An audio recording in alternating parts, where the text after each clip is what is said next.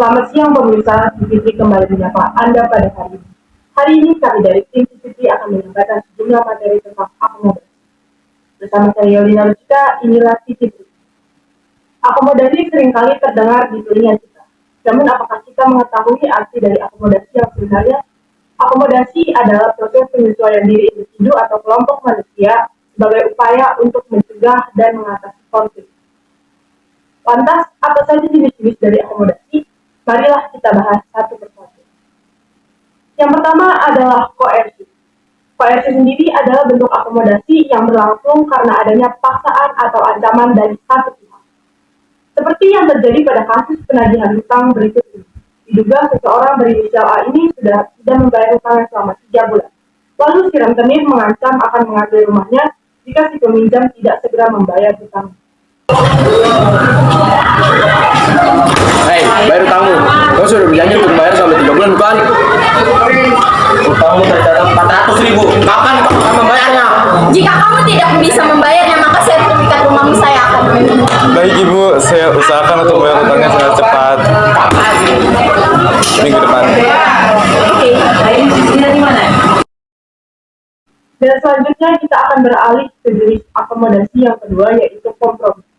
Jadi pemirsa, kompromi adalah bentuk akomodasi di mana masing-masing pihak yang terlibat mengurangi tuntutannya agar tercapai satu kesepakatan. Kompromi dapat digunakan pada konflik besar maupun konflik kecil. Contohnya dapat kita lihat pada perdebatan sepasang adik dan kakak yang sedang belajar bersama. Kemudian timbullah konflik dikarenakan perbedaan gaya belajar mereka. Lalu mereka menemukan kesepakatan yang sama-sama menguntungkan. Simak bentuk kesepakatannya dalam cuplikan video berikut ini.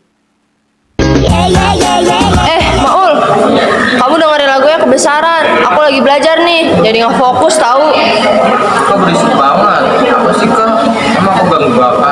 Iya, jelas ganggu lah. Aku tuh lagi belajar, jadi berisik, nggak fokus. Itu cerah banget.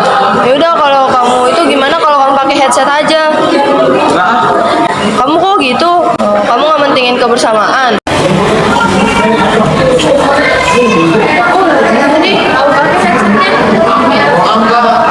Biar aku juga bisa belajar dengan tenang. Kalau kamu ini kan susah. Itu cerah banget. Aku kan nggak mau. Aku egois, kita masih bisa dengerin lagu loh. Bisa pakai suara video juga biar nyaman belajarnya gitu. Yaudah, aku pakai ya. Biar bisa belajar dengan tenang. Bersama saya di sini. Yang ketiga dari jenis akomodasi ialah mediasi. Seperti yang kita ketahui bersama, mediasi adalah upaya penyelesaian konflik dengan melibatkan pihak ketiga yang hanya bersifat sebagai penengah atau bersifat netral.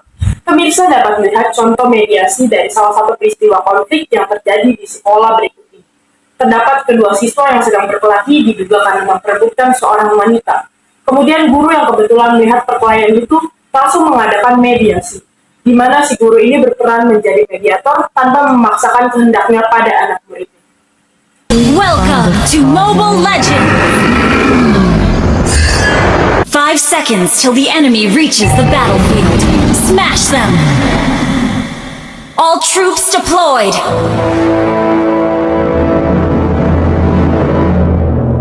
First blood! You have slain an enemy! Killing spree! Ini lagi masih mentang-mentang nih basi dulu. Udah, iya sabar basi dulu. Gantian. Apaan sih? Tahu ini yang bisa bawa? Sini. Pas.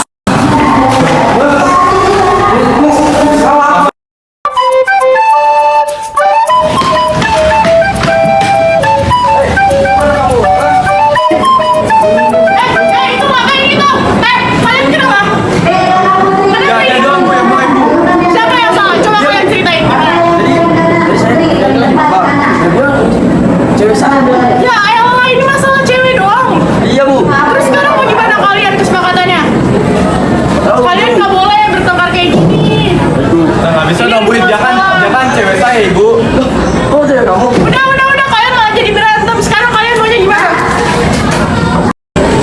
putusin pacar saya, Bu. Lah, nggak bisa gitu dong Bu, Aga kan juga pacar saya.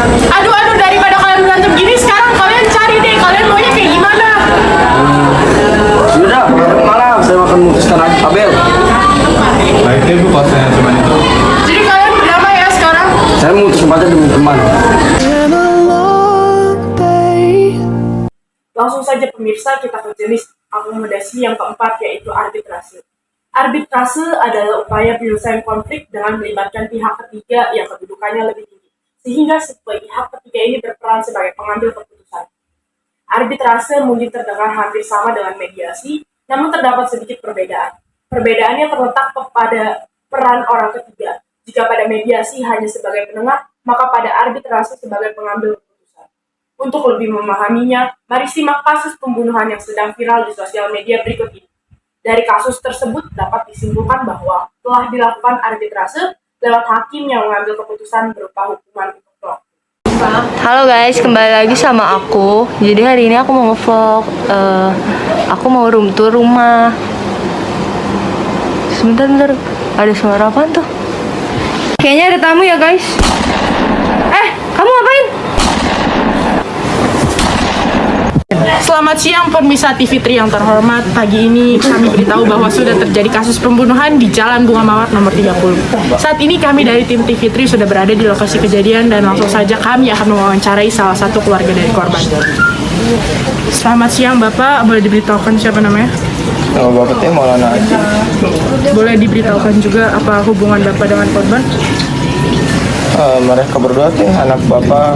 Kalau begitu, apakah boleh diceritakan sedikit bagaimana kronologi pembunuhan yang terjadi tadi pagi? Dari pagi teh Bapak lagi ngasih makan ayam di belakang. Terus dengar suara tembakan, Bapak panik tuh. Terus foto ke ruang tamu.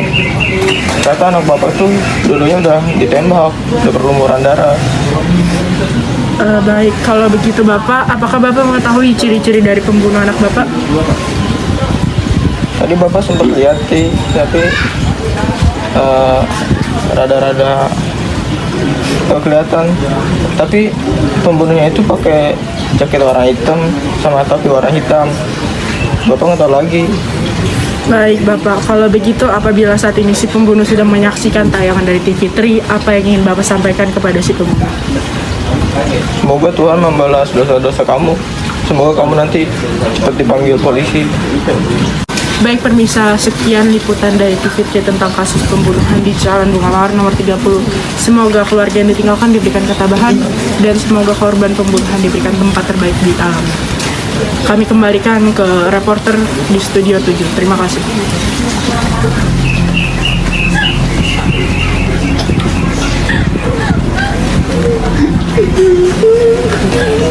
Menurut pasal 340 KUHP dan ditambah dengan tersebarnya video-video pembunuhan dari tersangka A, maka tersangka A akan dijatuhi hukuman penjara selama seumur hidup. Selanjutnya pemirsa, bentuk akomodasi yang kelima adalah toleransi. Toleransi adalah bentuk akomodasi dengan penghindaran konflik terbuka. Lantas, apakah toleransi sudah menjadi praktik yang lumrah di Indonesia? Mari simak aksi heroik bocah satu ini yang mengingatkan seberapa pentingnya toleransi kepada temannya. Apa ya? Iya, apa ya? Lihat deh tuh si Cina lewat. Iya, si Cina ngapain coba ada lewat depan kita ya? Iya. Teman-teman, kalian jangan seperti itu dong. Kita ini kan tetap teman. Kalian jangan suka memecah belahkan bangsa. Kita sebagai satu bangsa harus toleransi.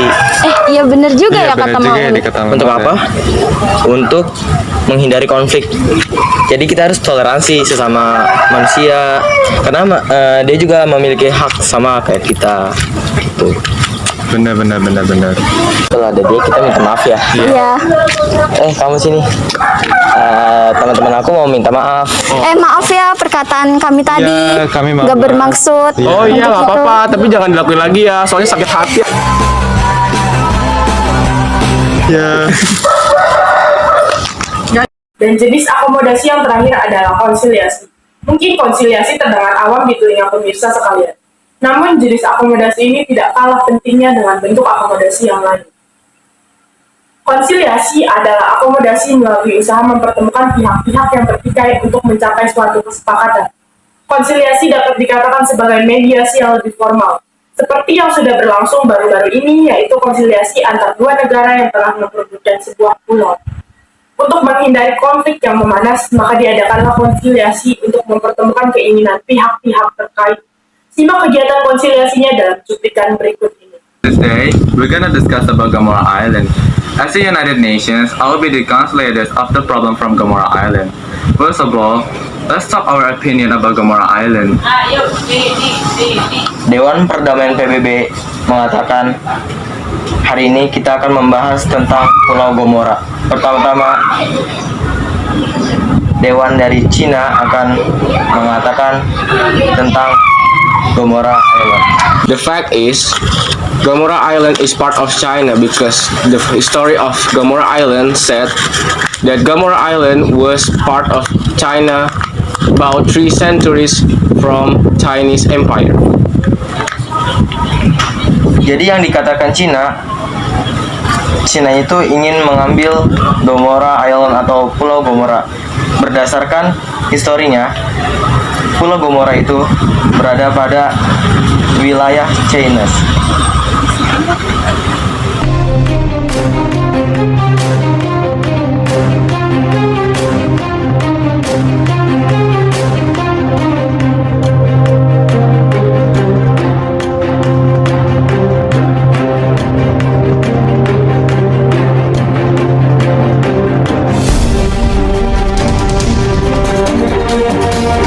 Indonesian said Gomorrah Island was a part of Indonesia because based on geographic condition it is in Indonesia.